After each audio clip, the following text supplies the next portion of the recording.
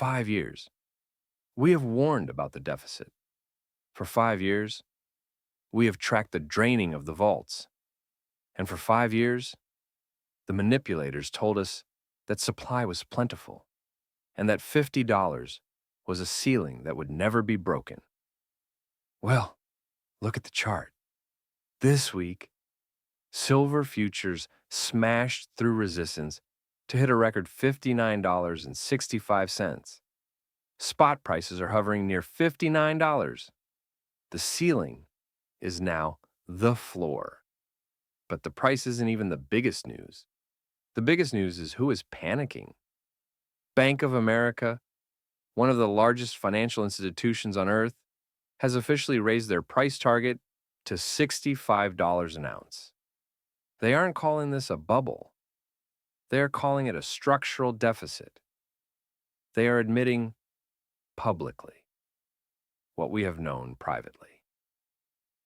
The physical supply is effectively gone. In the next few minutes, I am going to break down the state of seizure happening in the London silver market right now.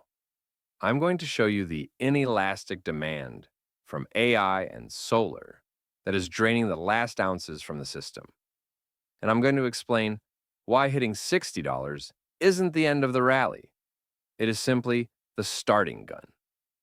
Let's look at the numbers. Silver has more than doubled in value in 2025. It is significantly outperforming gold. Why does that matter? Because gold is a fear trade. People buy gold when they are scared of the dollar. But silver is an industrial panic trade. When silver outperforms gold, it means factories are scared. It means tech companies are scared. It means the people who build the modern world are realizing they don't have enough metal to keep the lights on. We are seeing a market that is driven by industrial panic rather than just speculation. If this were just a speculative bubble, we would see inventories rising as price goes up. High prices usually bring more supply to the market. But look at the Shanghai Futures Exchange. Inventories haven't risen. They have fallen to their lowest level in 10 years. Think about that. Price is at an all-time high, and inventory is at a 10-year low. That is the definition of a broken market. Now, let's talk about Bank of America. Historically, the big banks have been the ones suppressing the price. So when Bank of America comes out and says the price is going to $65, you need to listen. Why did they raise their target? Their analysts cited a potent mix of supply tightness. They warned of whipsaw price moves to the upside. Whipsaw is banker speak for, we are losing control. It means there is no liquidity buffer left. Bank of America sees the data. They know that we are in the 5th consecutive year of supply deficits. Let's do the math on that. The cumulative shortfall over the last 5 years is now 820 million ounces. To put that in perspective, global mine production is roughly 830 million ounces a year. That means we have consumed an entire extra year of mining production just to keep the world running. Where did that extra silver come from? It came from the vaults. It came from the stockpiles. And now, the vaults are empty. This brings us to the terrifying state of the London market. London is the hub. It's where the price is theoretically set. But analysts are now describing the London market as being in a state of seizure. What does that mean?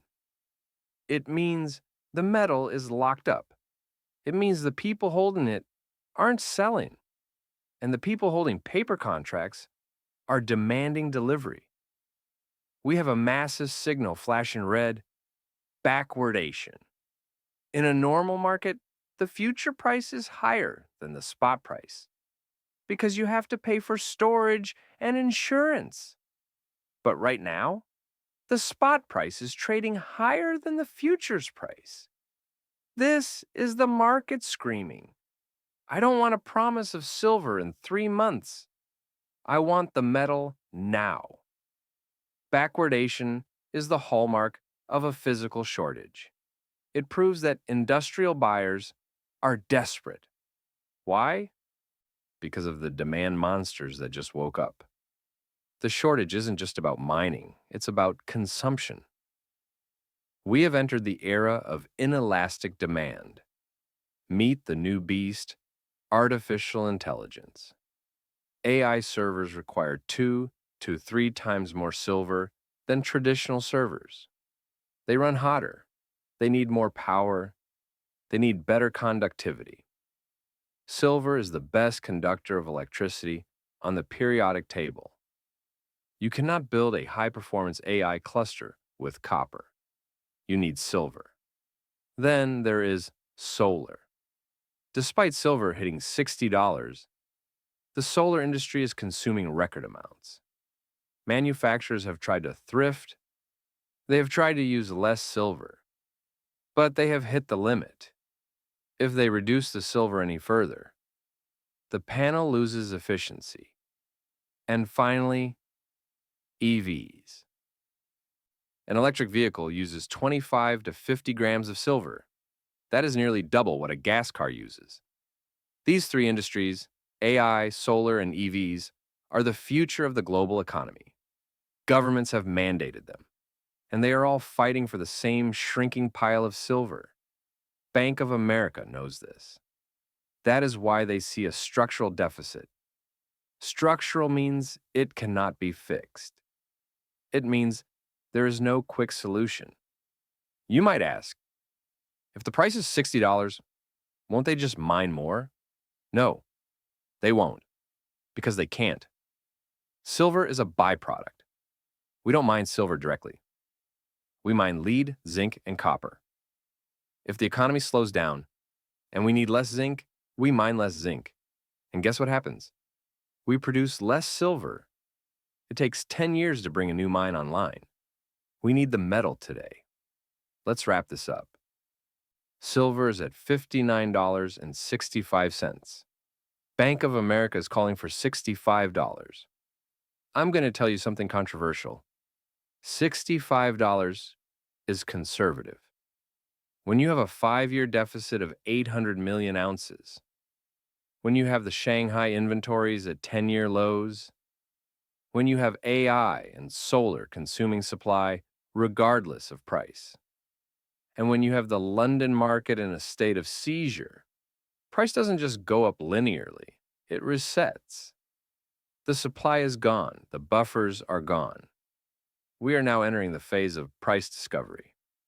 If you are holding paper silver, if you are holding an ETF, be careful. In a state of seizure, paper contracts get settled in cash. You might get your $60 back, but you won't get the silver. If you want to survive this, you need the asset that has no counterparty risk. You need the metal in your hand. The breakout has happened, the banks have admitted it. The only question left is, how high does it go before the world runs out? Subscribe to the channel. We will be tracking the march to $100.